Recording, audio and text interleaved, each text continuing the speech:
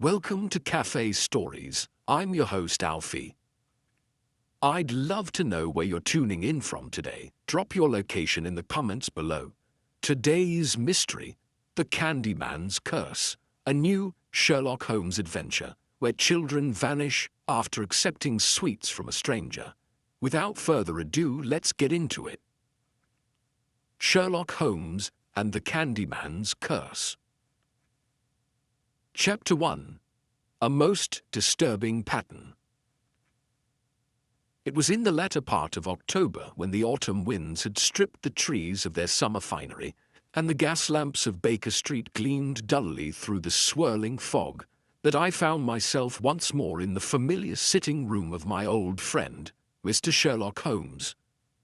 The inclement weather had aggravated the wound in my leg, a souvenir of my military service in Afghanistan, and I had been somewhat neglectful of our friendship in recent weeks.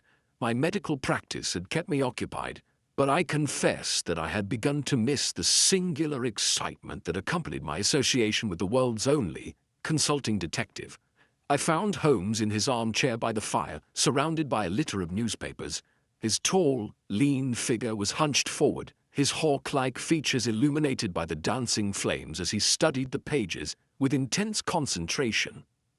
So absorbed was he in his examination that he did not immediately register my presence. "You are preoccupied, Holmes," I remarked, settling into the chair opposite him. "What engages your attention so completely?" Holmes looked up, his keen grey eyes focusing on me as if emerging from a trance. "Ah, Watson, I was beginning to think your practice had entirely claimed you. You're looking well, though your limp is more pronounced, no doubt due to the damp weather we've been experiencing." I smiled at his customary deduction. "Indeed, but you have not answered my question." "I am studying a most disturbing pattern," he replied, gesturing to the newspapers strewn about him. "Over the past 6 weeks, 5 children have vanished from various parts of London. The police, as usual, are treating them as separate incidents, but I perceive a connection that has thus far eluded them." He handed me several clippings, each describing the disappearance of a child. I scanned them quickly, my medical instincts immediately concerned for the welfare of the young victims. "What connection do you see, Holmes?" I inquired, failing to perceive any obvious link between the cases. Holmes leaned back, steepling his long fingers beneath his chin. "Observe, Watson. Each child was last seen accepting sweets from a stranger.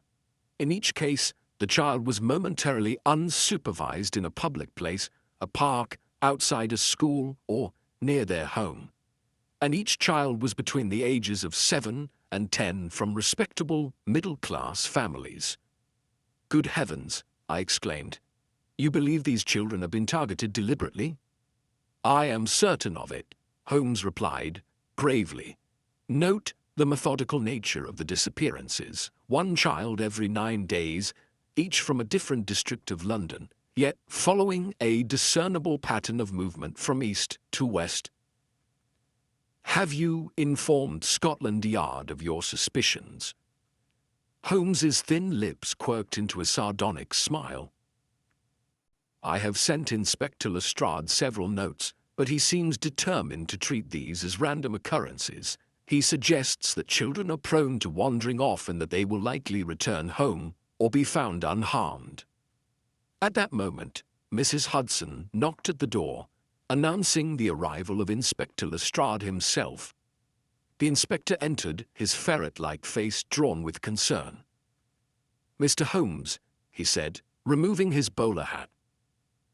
"Dr. Watson, I'm afraid I must retract my previous assessment. There has been another disappearance, a young girl named Emily Thornfield, aged 8.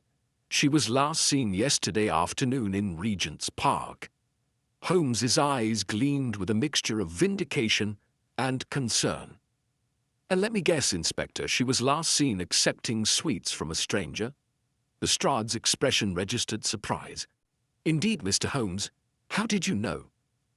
"Because it is the same in every case," Holmes replied, springing to his feet with sudden energy. We are dealing with a most methodical and dangerous individual, whom I have taken to calling the Candyman, a figure who entices children with sweets before spiriting them away. But what could be the motive? I asked, horrified at the implications. That, my dear Watson, is what we must discover, Holmes replied, reaching for his pipe. The newspapers have thus far failed to connect these cases, which suggests our culprit is clever enough to vary his methods just enough to avoid drawing attention to the pattern. Lestrade shifted uncomfortably. Mr. Holmes, I must admit that I was wrong to dismiss your earlier communications. Will you help us? Holmes filled his pipe with tobacco from the Persian slipper he kept by the fireplace. Inspector, I have already begun. Watson, if you would be so good as to accompany me, I believe we should visit the homes of these children and speak with their parents. There may be additional connections that are not apparent from these sparse newspaper accounts. Of course, Holmes, I replied, already reaching for my hat and coat. One more thing, Inspector, Holmes said, his voice suddenly sharp. Has there been any form of ransom demand, any communication from the abductor? None whatsoever, Lestrade replied. That's what makes these cases so baffling. It's as if the children have simply vanished into thin air. Holmes's eyes narrowed. No, Inspector. They have been taken by someone with a purpose, someone methodical and patient. And I fear that unless we act quickly, we may expect more children to disappear. As we departed Baker Street into the foggy London afternoon, I could not help but feel a chill that had nothing to do with the October weather. Holmes strode ahead, his tall figure cutting through the mist like the prow of a ship, his mind already grappling with the sinister puzzle before us. Come, Watson, he called over his shoulder. There is not a moment to lose. The game is afoot, and innocent lives hang in the balance. Chapter 2. The Vanished Children. The hansom cab rattled through the fog-shrouded streets of London, carrying Holmes and myself toward the home of the Thornfields in Marylebone. Holmes sat in silence, his keen eyes fixed upon the passing streets, his mind clearly engaged with the problem before us. I had learned through long experience that it was best not to disturb his thoughts at such times, and so I contented myself with watching the rain-slicked cobblestones pass beneath our wheels. You know, Watson, Holmes said suddenly, breaking his reverie, what strikes me as most peculiar about these abductions is the selection of the victims. These are not children of the aristocracy who might be held for ransom, nor are they the unfortunate waifs of the East End who might vanish without causing much stir. No, these are children of the respectable middle class, the backbone of our society. Perhaps the kidnapper seeks to cause maximum distress, I suggested. Such disappearances would certainly provoke public outcry. Perhaps, Holmes replied, tapping his fingertips together. And yet there has been no public statement, no manifesto claiming responsibility. The newspapers have reported each case in isolation, relegating them to inside pages rather than headlines. It is almost as if our culprit wishes to remain anonymous while executing a very specific design. The cab drew up before a modest townhouse with drawn curtains. A constable stood at the door, his face solemn, as we approached.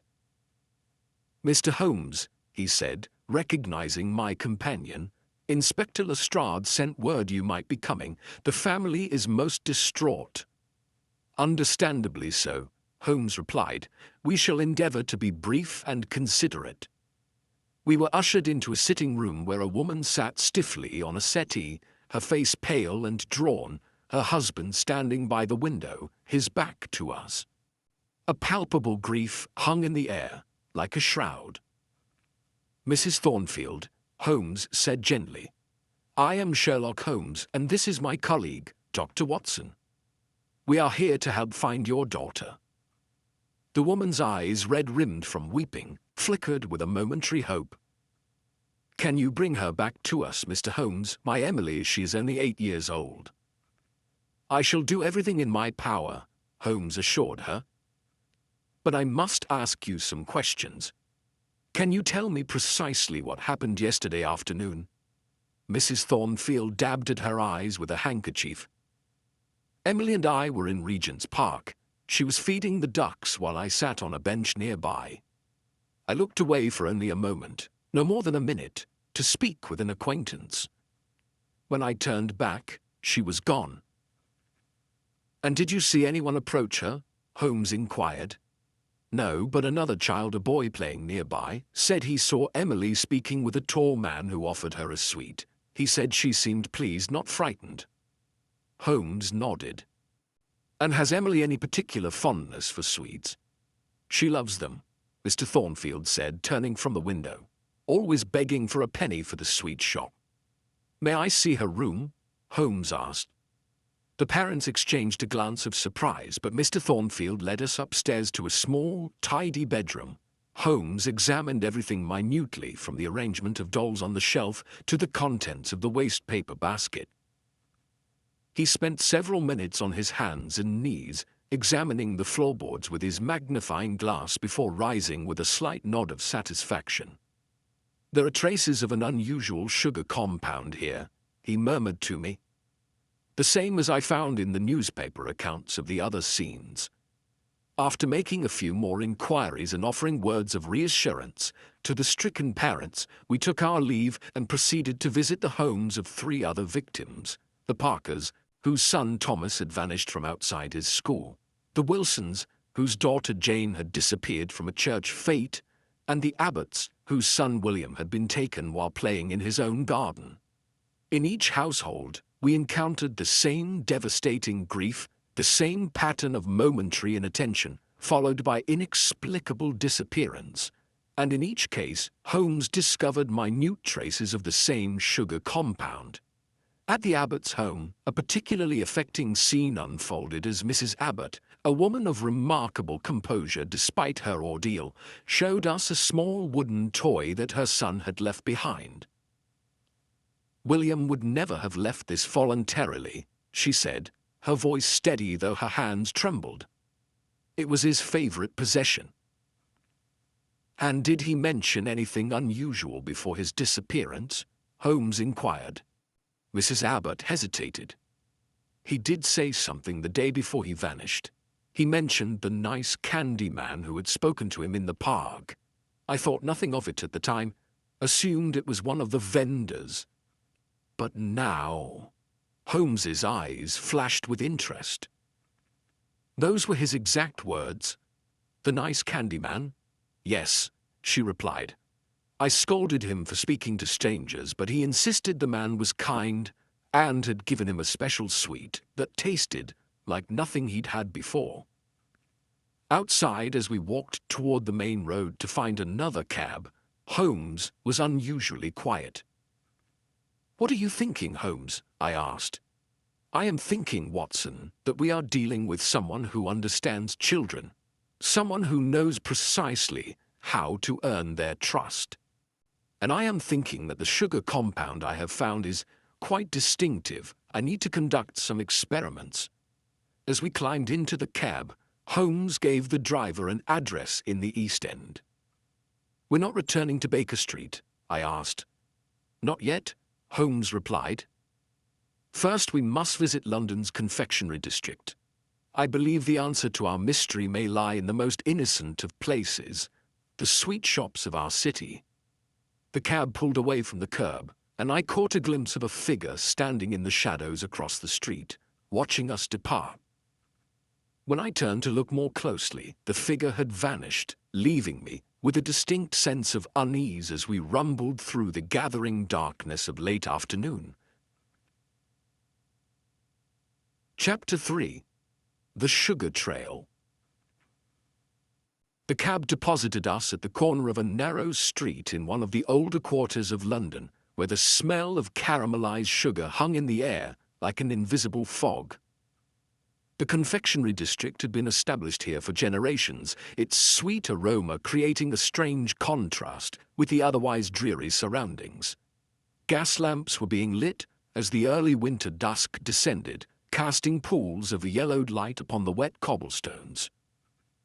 "This area, Watson," said Holmes as we walked along the street, "has been the centre of London's sweet-making trade since the time of the Stuarts. Some of these establishments can trace their lineages back 2 centuries or more." I looked about at the various shop fronts, most now closed for the evening, their windows displaying artful arrangements of boiled sweets, chocolates, and toffees. "What are we looking for exactly?" I inquired, struggling to match my companion's long strides. "I collected samples of the sugar compound from each of the children's homes," Holmes replied, patting his waistcoat pocket where I knew he kept small, glass vials for such specimens. "It is a most unusual substance, not your common sugar, nor even the more exotic varieties imported from the colonies.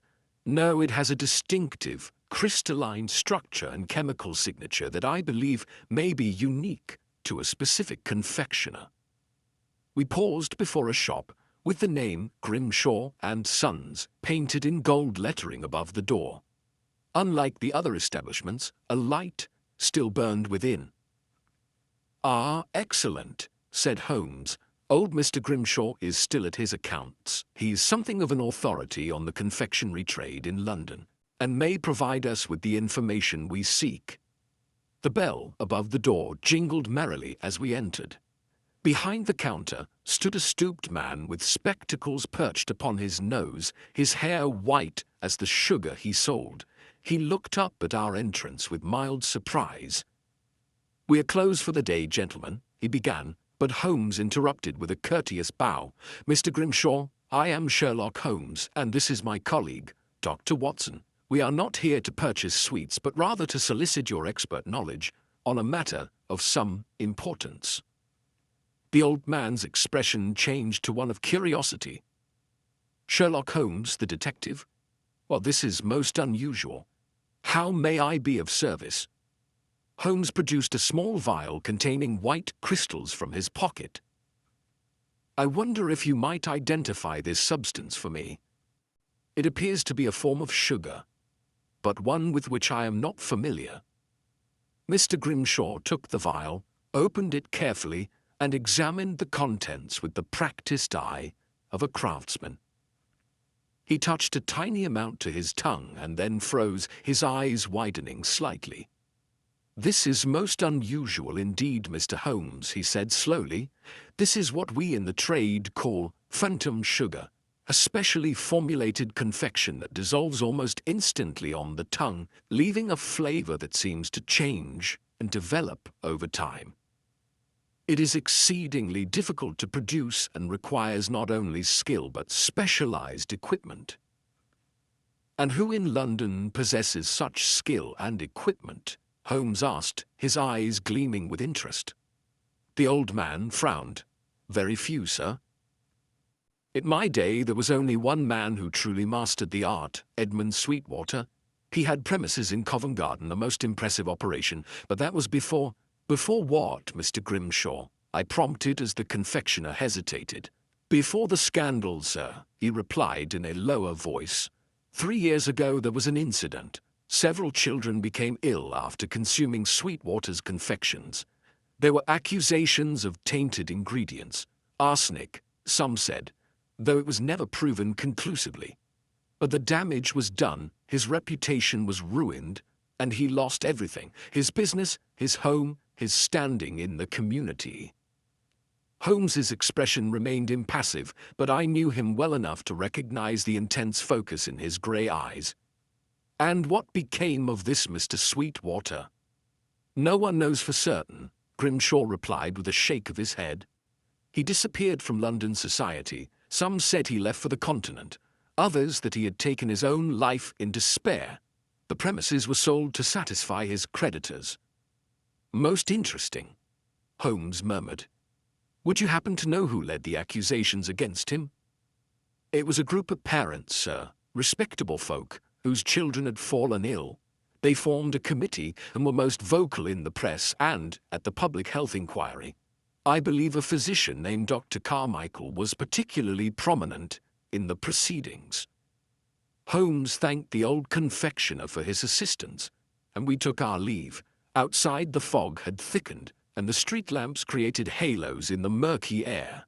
"What do you make of it, Holmes?" I asked, as we walked briskly away from the shop. "It is a significant development, Watson. We now have a potential connection. A confectioner with a specialized skill who suffered ruin at the hands of concerned parents.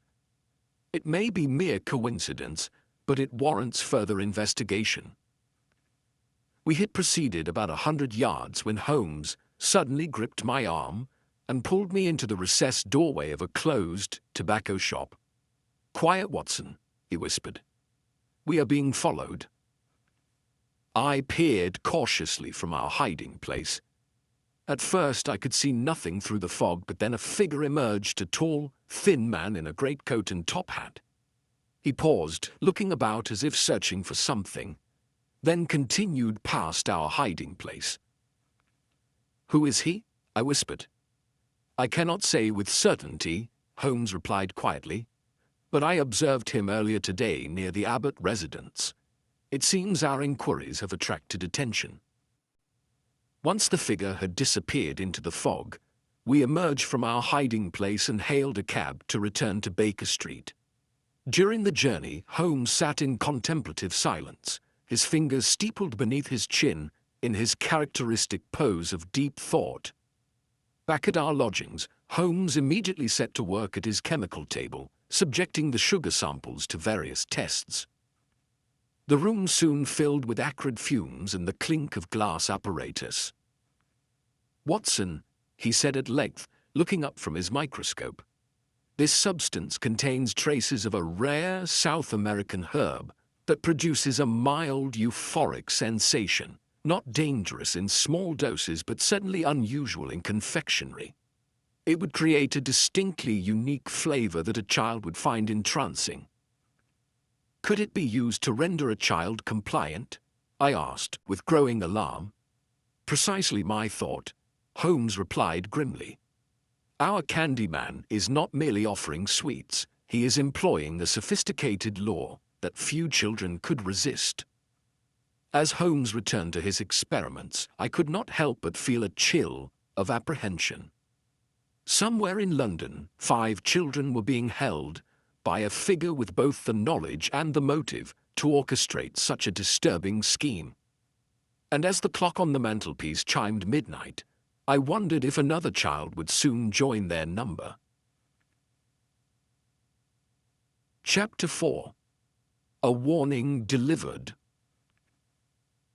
I awoke the following morning to find Holmes already dressed and pacing the sitting room, a telegram in his hand and a troubled expression upon his aquiline features. The chemical apparatus from the previous night had been cleared away, but the acrid smell of his experiments lingered in the air. "You've been up all night," I observed, noting the dark circles beneath his eyes.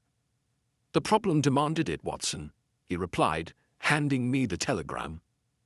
"This arrived from Lestrade an hour ago. There has been another disappearance, a boy of 8, taken from Kensington Gardens yesterday afternoon." "Good heavens!" I exclaimed, scanning the brief message. "That's 6 children now." "Yes, and our culprit is accelerating his timetable. Previously he took a child every 9 days. This one was taken after only 6. Holmes resumed his pacing, hands clasped behind his back. "He knows we are pursuing him, Watson. He is responding to the pressure. Surely that's good. If he's becoming hurried, he may make mistakes." Holmes shook his head gravely. "Or he may become more dangerous.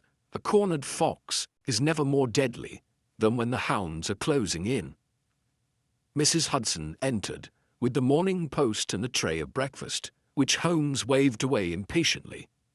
Among the correspondence was a small package wrapped in brown paper. "This came by special messenger, Mr. Holmes," Mrs. Hudson said. "The boy said it was most urgent." Holmes examined the package without touching it. "No address. Hand-delivered. roughly 4 inches square and half an inch thick, posted in East London, judging by the particular clay on the wrapper. With his penknife, Holmes carefully cut the string and unfolded the brown paper to reveal a small cardboard box. Inside, nestled in tissue paper, was a single sweet, wrapped in distinctive green and gold paper, alongside a folded note. "Do not touch it with your bare hands, Watson," Holmes warned, using a pair of tweezers to lift the sweet. He sniffed it carefully. As I suspected, the same compound we found traces of at the children's homes. He unfolded the note with the same tweezers and read aloud, "Mr. Holmes, your interference is unwelcome. The children are mine by right. For every step you take toward me, another child will vanish. This sweet is a reminder of promises broken and justice denied. Step back or bear the weight of more disappearances upon your conscience." The note was unsigned, the handwriting a meticulous, flowing script that spoke of education and refinement. "Good Lord, Holmes," I said, "he's threatening to take more children if you continue the investigation."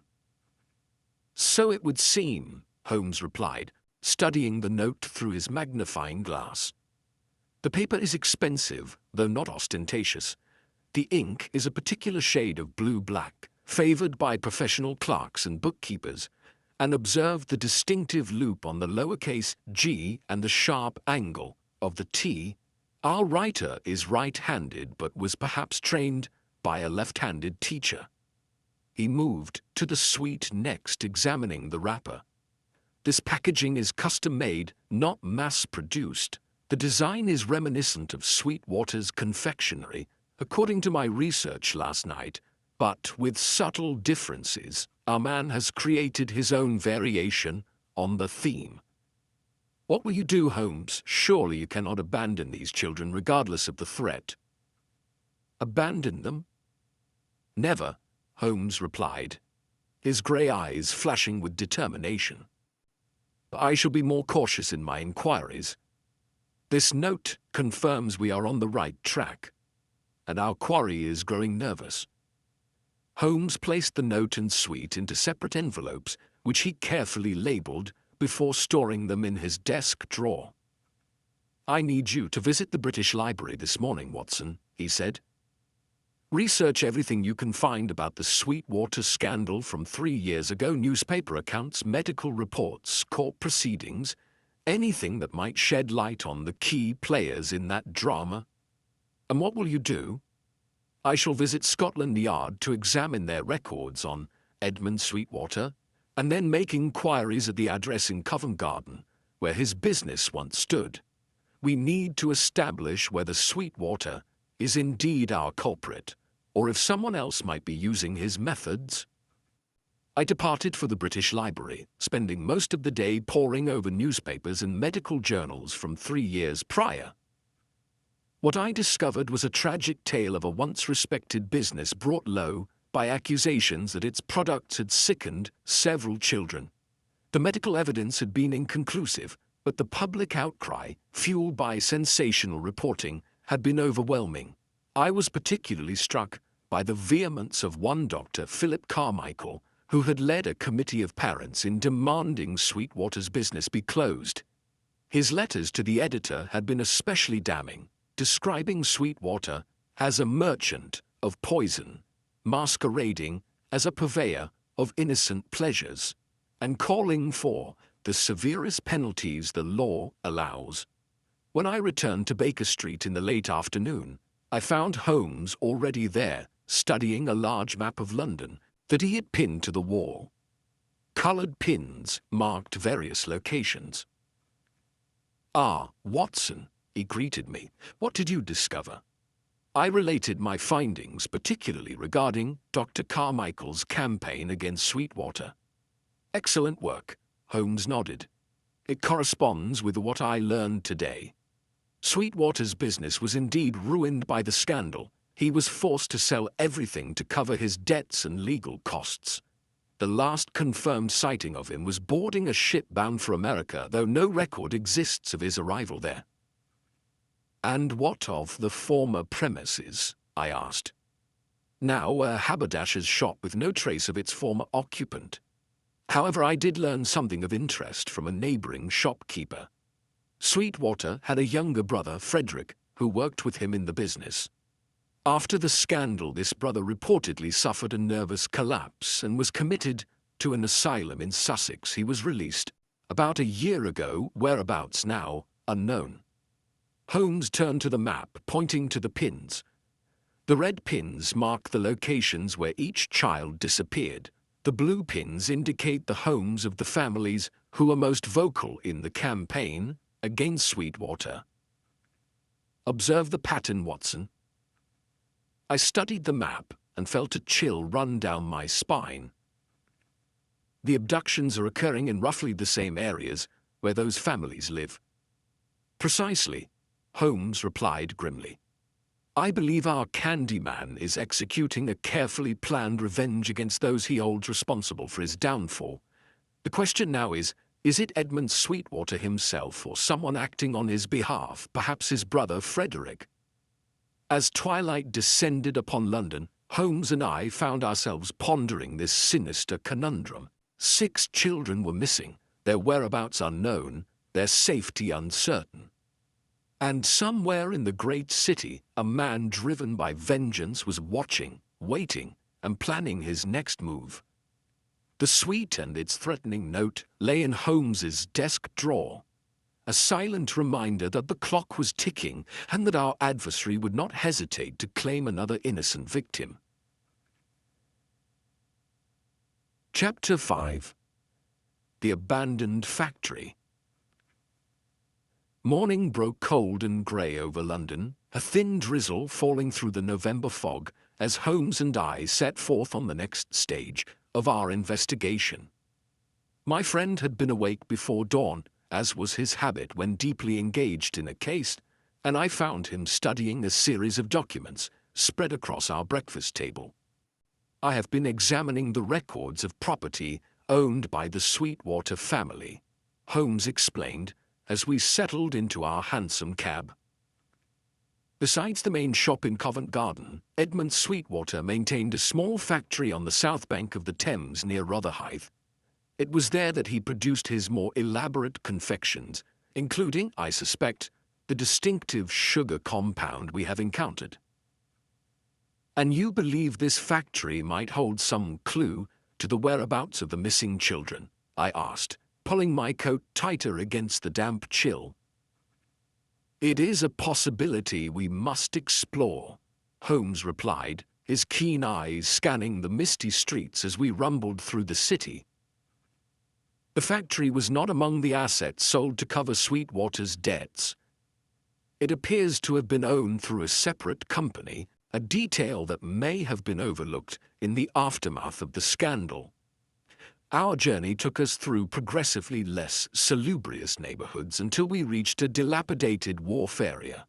The cab could proceed no further along the narrow, rutted lane that led to our destination, so we continued on foot, the Thames a leaden presence to our right, its surface wrinkled by the persistent drizzle. The abandoned factory stood at the end of the lane, a 3-story brick building with broken windows and a partially collapsed roof. A faded sign above the main entrance read S&S Confectionery Works, the paint peeling away to reveal the weathered wood beneath. S&S, I mused. Sweetwater and Sweetwater, the brothers. Indeed, Holmes nodded, approaching the padlocked main door with interest. He examined it closely, then straightened with a look of satisfaction. "This lock has been used recently, Watson.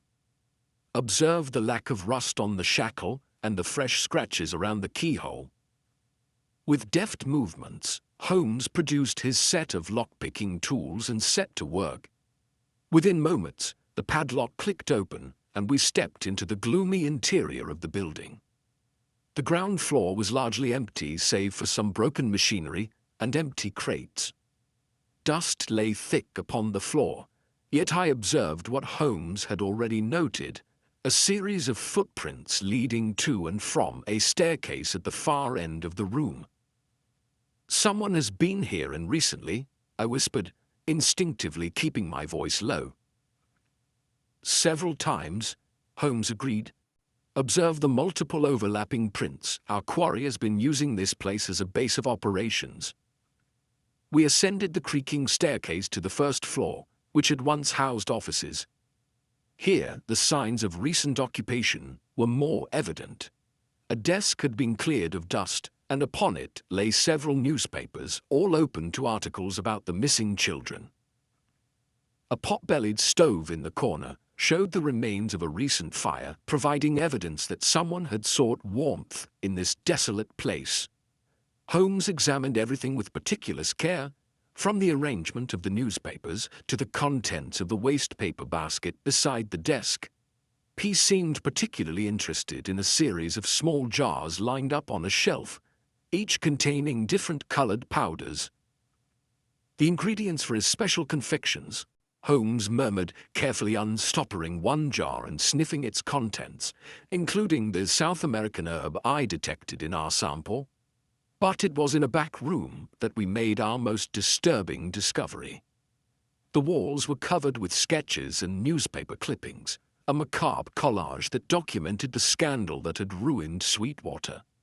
Articles announcing the illness of children, editorials demanding investigation, and reports of the public health inquiry were interspersed with photographs of respectable-looking families. Several faces had been circled in red ink, and beneath each circled photograph was a child's name, written in the same meticulous hand as the threatening note Holmes had received. "These are the parents who testified against Sweetwater," Holmes said gravely, "and these are their children, our missing children." In the center of this disturbing display was a larger clipping, an editorial written by Dr. Carmichael, calling for the severest penalties against the merchant of poison. Below it, in a hand, trembling with evident rage, were written the words, "They took everything from me. Now I take what is precious to them." I felt a chill that had nothing to do with the damp November air. "This is the work of a madman, Holmes. A methodical madman," Holmes corrected, "which is the most dangerous kind." He moved to a table beneath the window where lay a leather-bound ledger. Opening it carefully, Holmes revealed page after page of notes, detailed observations of the daily routines of the families whose children had been taken. He watched them for weeks, Holmes said, leafing through the pages. Learning their habits, identifying vulnerabilities, planning each abduction with precision. As Holmes turned another page, a folded paper slipped out and fell to the floor. I retrieved it and opened it to find a map of London, similar to the one Holmes had created at Baker Street, but with additional markings. "Holmes," I said urgently, "there are more locations marked here than the 6 children already taken." Holmes studied the map intently. "He has targets selected for future abductions, and unless I am mistaken, the next one is planned for tomorrow." Before we could discuss this further, a loud crack echoed from below, followed by the sound of something heavy falling. "Down, Watson," Holmes hissed, pulling me away from the window and toward the wall. No sooner had we moved than a shot rang out, the bullet splintering the window frame precisely where we had been standing. "It seems our presence has been detected," Holmes whispered. "We must exit with caution." We made our way to the staircase, Holmes leading with his revolver drawn. The ground floor appeared empty, but as we neared the exit, a tripwire glinted in the dim light. A trap that would have brought a section of the ceiling down upon us had Holmes not spotted it. "Our adversary is as clever as he is determined," Holmes remarked, as we carefully stepped over the wire. He anticipated that we might discover this place. Outside, the rain had intensified, and the fog had thickened, providing cover as we made our way back to the main road. Only when we were safely in a cab heading back to Baker Street did I feel the tension begin to ease from my shoulders. "What now, Holmes?" I asked. "Should we inform Lestrade about the factory?" Holmes sat in thought, his angular profile outlined against the cab window. "Not yet, Watson. The factory has yielded valuable information, but I doubt our man is keeping the children there. It's too exposed, too obvious. No, he has another location, a place where he feels completely secure." "But how will we find it?" "By understanding our adversary," Holmes replied. "This is not merely about revenge, it is about justice perverted in his mind. He's righting a wrong done to him, the pattern of his actions, the meticulous planning, the symbolic use of sweets. These are the acts of a man who believes himself rightfully reclaiming what was taken." As our cab approached Baker Street, Holmes fell silent once more, his mind clearly racing along paths of deduction invisible to me. The rain beat a steady tattoo upon the roof of the cab, and I could not help but think of the 6 children held somewhere in the vast expanse of London by a man consumed with thoughts of vengeance. Chapter 6. The Bait is Set. The following morning found us closeted with Inspector Lestrade in our sitting room at Baker Street. The little detective's ferret-like face was drawn with concern as Holmes recounted our discoveries at the abandoned factory, though we had visited the place again with police reinforcements only to find it deserted, all evidence of occupation hastily removed. "So we are no closer to finding these children," Lestrade said with a note of frustration. 6 young lives hanging in the balance and the press becoming more demanding by the day. "On the contrary," Holmes replied, lighting his pipe with deliberate calm. "We are considerably closer. We know our man's methods, his motivation, and most importantly, his pattern. The map we discovered yesterday indicated that his next target would be in the vicinity of Regent's Park. Then we should flood the area with constables," Lestrade suggested eagerly. Holmes shook his head. "That would merely cause him to delay or select another target. No, Inspector, we need a more subtle approach. We must set a trap." "A trap? What sort of trap?" "One with irresistible bait," Holmes answered, his eyes gleaming with that peculiar light I had come to recognize as the harbinger of one of his more unorthodox strategies. An hour later, Lestrade having departed with instructions, Holmes outlined his plan to me. "Our quarry is methodical, Watson. He selects his victims with care, children of a certain age from families of a particular class, and importantly, children who would be susceptible to the offer of unusual sweets." "You're not suggesting we use an actual child as bait?" I asked, with alarm. Holmes smiled thinly. "Not precisely. I have in mind a role for one of my Baker Street irregulars, young Wiggins, who despite being 12 years of age can pass for younger when required, but he will not be unprotected." "How so?" "Because I shall be there myself, Watson, in a disguise that even you might not penetrate. I shall pose as a wealthy gentleman taking his son to the park, a father overly indulgent with his child, precisely the sort of mark our Candyman would find appealing." I frowned, unconvinced. "It seems a terrible risk, Holmes." "The greater risk would be to allow another child to be taken," he replied firmly. "Besides, Wiggins is as sharp as they come and has been well instructed. You and Lestrade will maintain a discreet surveillance from a distance. The moment our man makes his approach, we shall have him." The remainder of the day was spent in preparation. Holmes transformed himself with the skill of a master actor. Gone was the lean, hawk-like detective, and in his place stood a portly, red-faced gentleman with mutton-chop whiskers and an air of prosperous complacency. Young Wiggins, scrubbed clean and dressed in a velvet suit with a sailor collar, looked every inch the pampered son of privilege.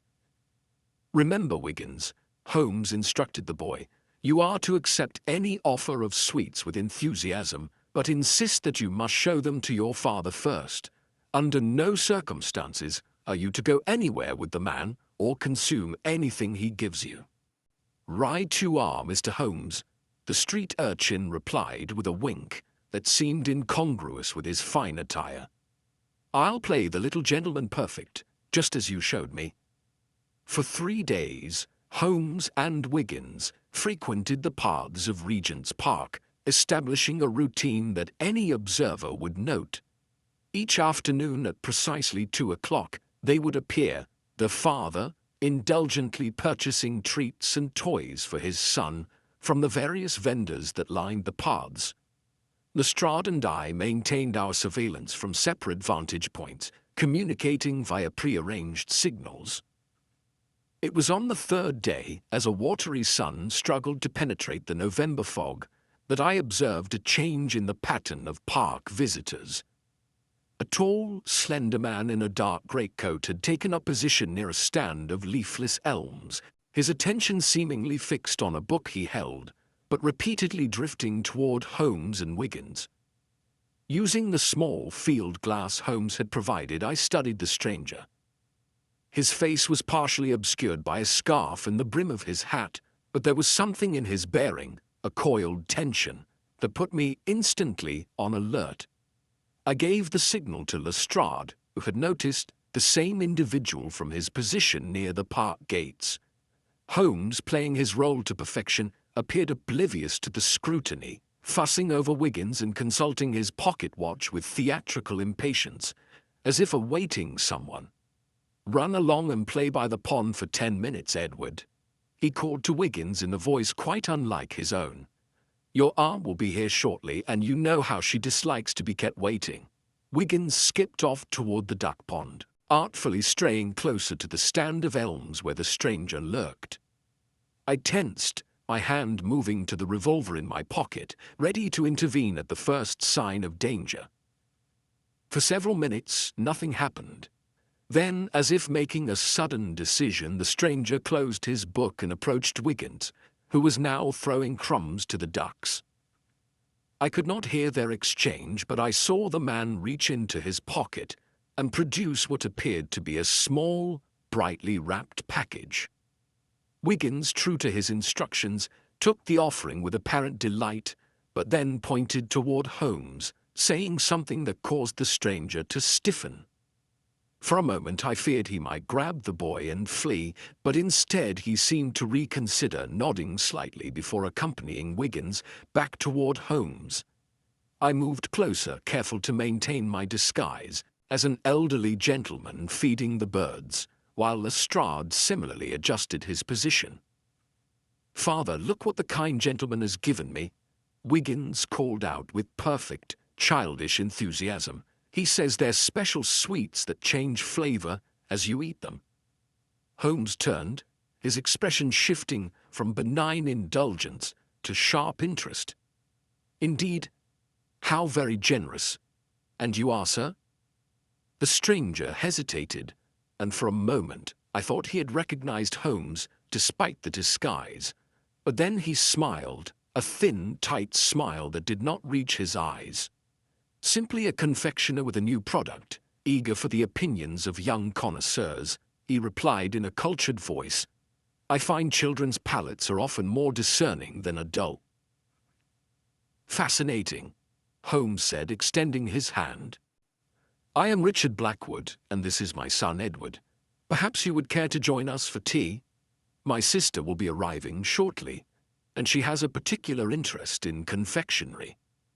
Again that moment of hesitation, of calculation in the stranger's eyes. Then he shook Holmes's proffered hand. "You are most kind, Mr. Blackwood, but I have other appointments, perhaps another day." With a slight bow, he turned and walked briskly away, disappearing into the foggy park before either Lestrade or I could intercept him without revealing ourselves. Later, back at Baker Street, Holmes examined the wrapped sweet with intense concentration. "It is, as I suspected," he said at length, "the same distinctive compound, with the addition of a sedative that would render a child docile and compliant within minutes of consumption." "But we've lost him, Holmes," I said with disappointment. He was suspicious and did not take the bait. Holmes's eyes gleamed with a strange light. On the contrary, my dear Watson, he took the bait most thoroughly, for you see, when we shook hands, I managed to place a small dab of adhesive on his glove, an adhesive of my own creation that contains a chemical tracer. Invisible to the naked eye, but under ultraviolet light, it glows with a distinctive blue hue and will remain on anything he touches for several hours. You mean? Yes, Watson. Our fox has unwittingly led us to his den. Even now, Wiggins and the other irregulars are following the trail through London. By nightfall, we shall know where he has taken those children, and then, my friend, the true game begins. As darkness settled over London, I could not help but wonder what scene would greet us when we finally confronted the man who had brought such terror to the families of the missing children. Little did I realize that the most dangerous and revealing part of our investigation was yet to come. Chapter 7.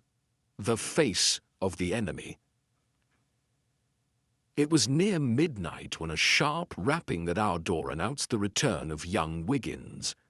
The boy's face was flushed with excitement despite the biting cold of the November night, and he could scarcely contain himself as he burst into our sitting room. "We've found him, Mr. Holmes," he exclaimed, pulling off his cap and warming his hands at the fire. "Just as you said we would."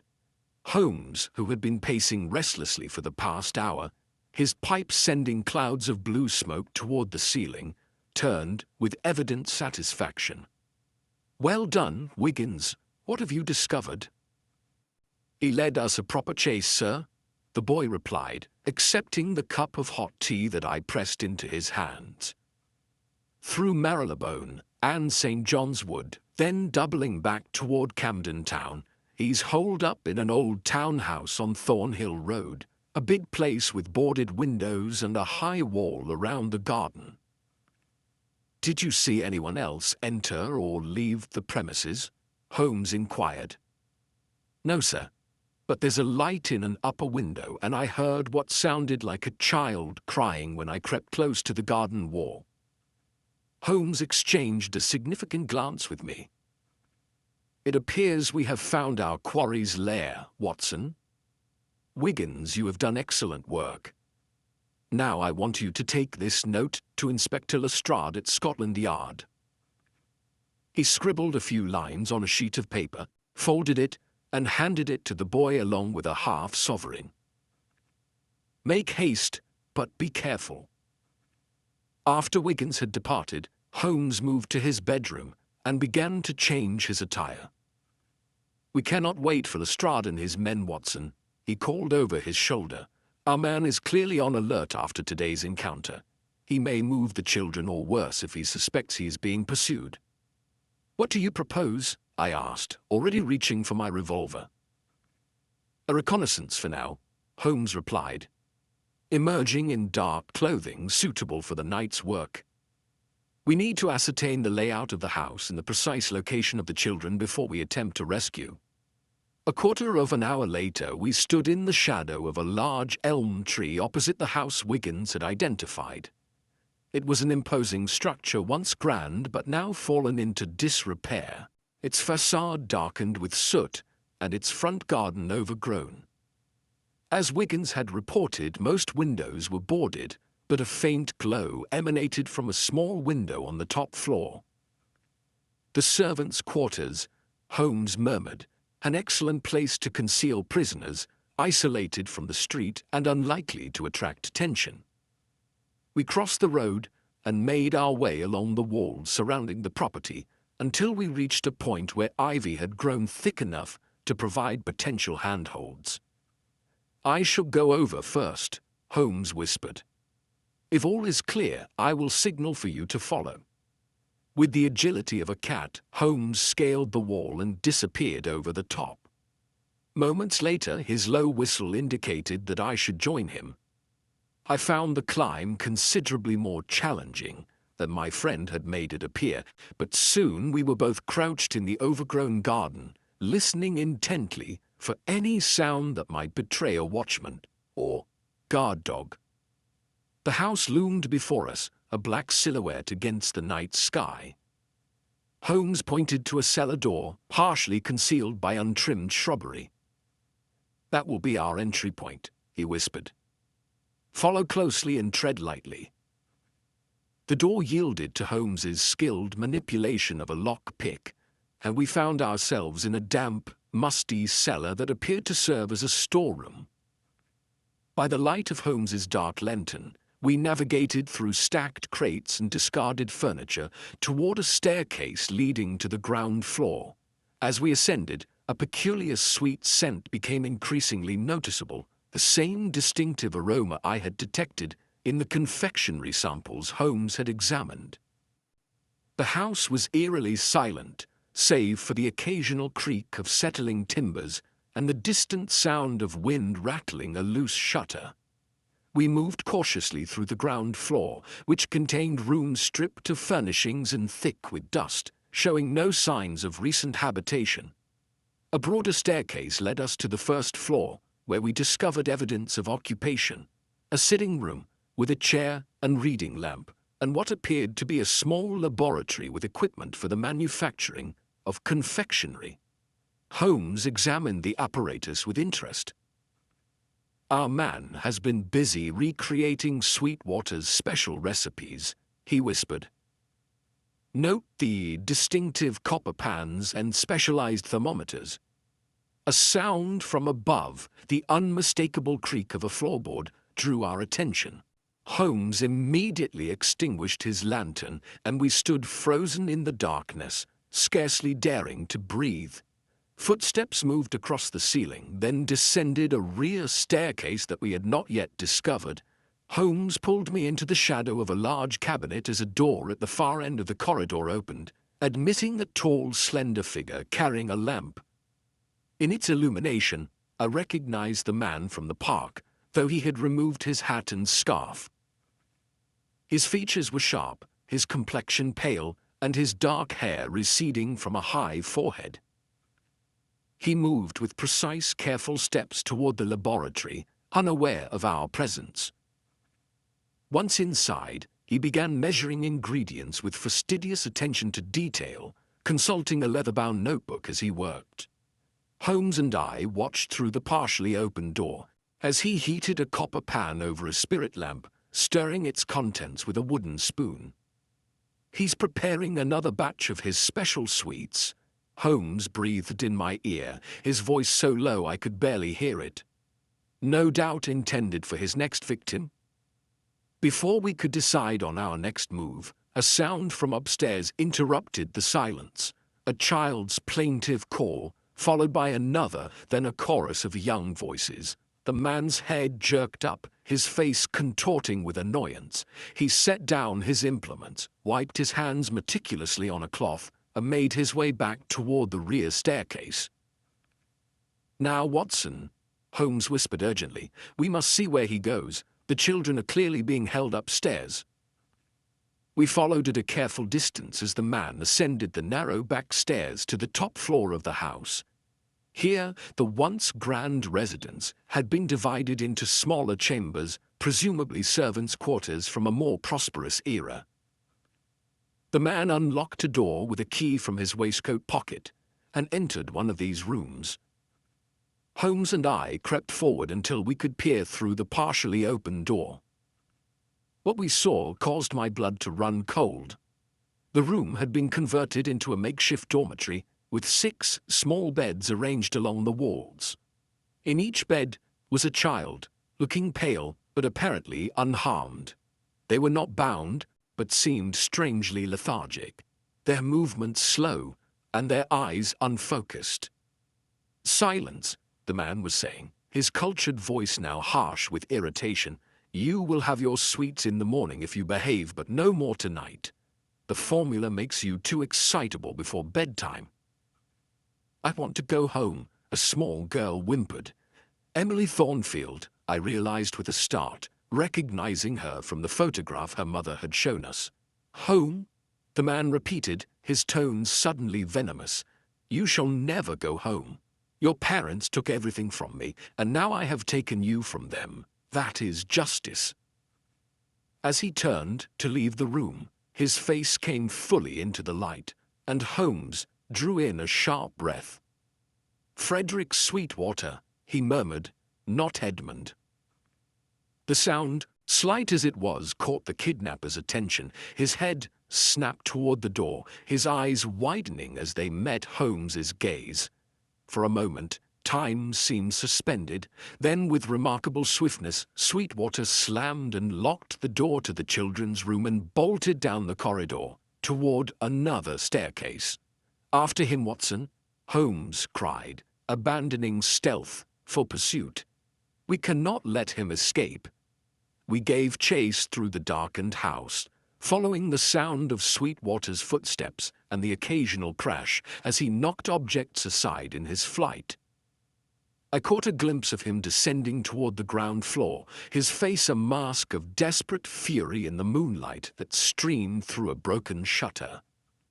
Little did we know that the confrontation awaiting us would reveal the full extent of the Candyman's madness and push Holmes to the very limits of his remarkable abilities. Chapter 8. The Candyman's Confession. Our pursuit of Frederick Sweetwater led us through the warren-like corridors of the old house, down a servant's staircase, and finally into what had once been a grand exhibition room. Moonlight filtered through tall windows, casting elongated shadows across the dusty floor. In the center of the room stood our quarry, his back to an ornate fireplace, his breathing ragged from the chase. "It is over, Sweetwater," Holmes declared, his voice echoing in the cavernous space. "The house is surrounded by Scotland Yard. There is no escape."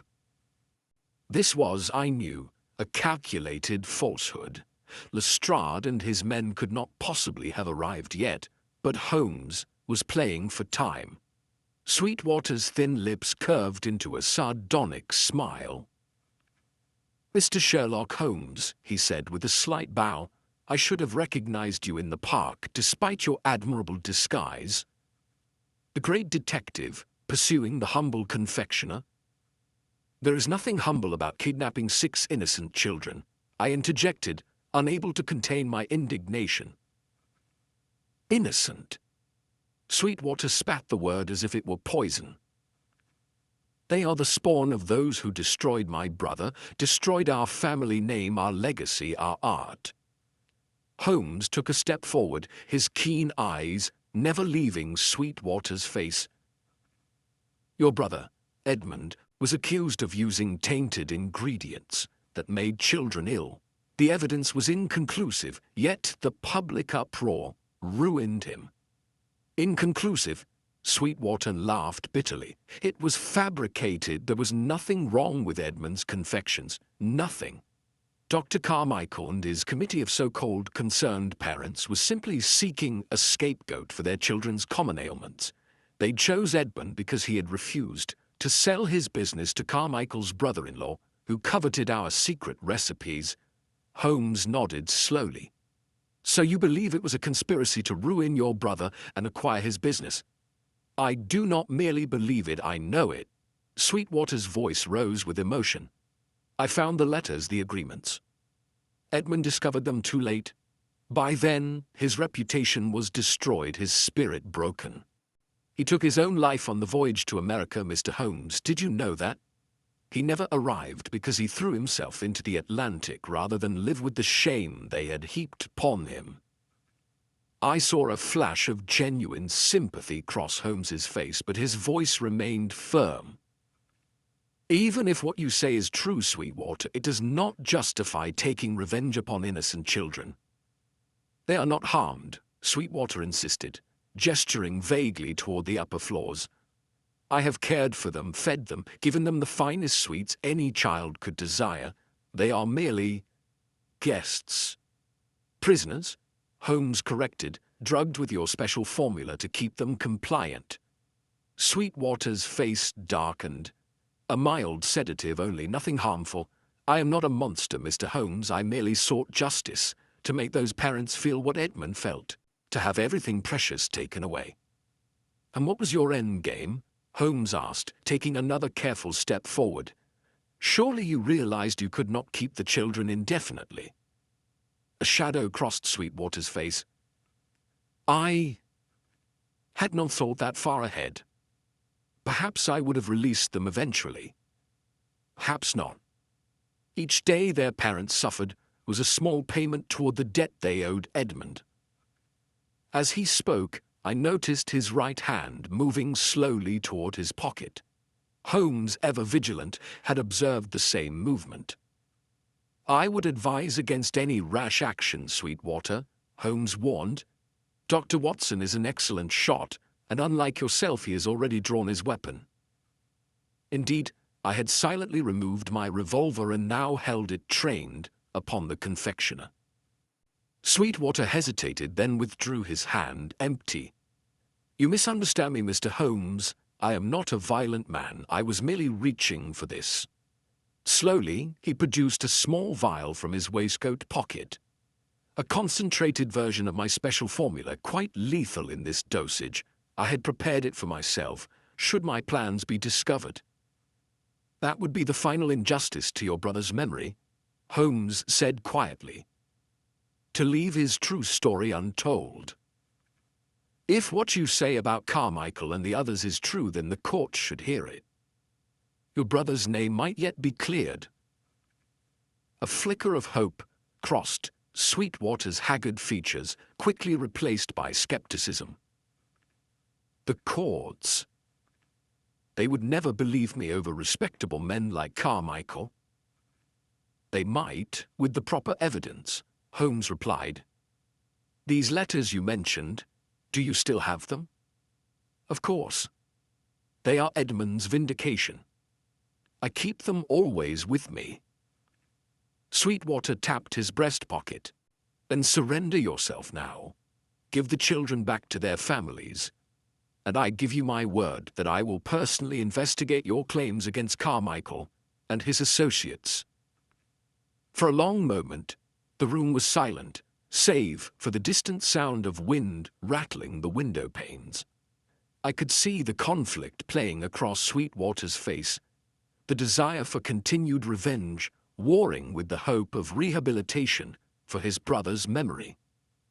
At that precise moment, the sound of police whistles filled the air, followed by the pounding of boots upon the front steps of the house. Lestrade has arrived, Holmes announced. Your decision must be made now, Sweetwater.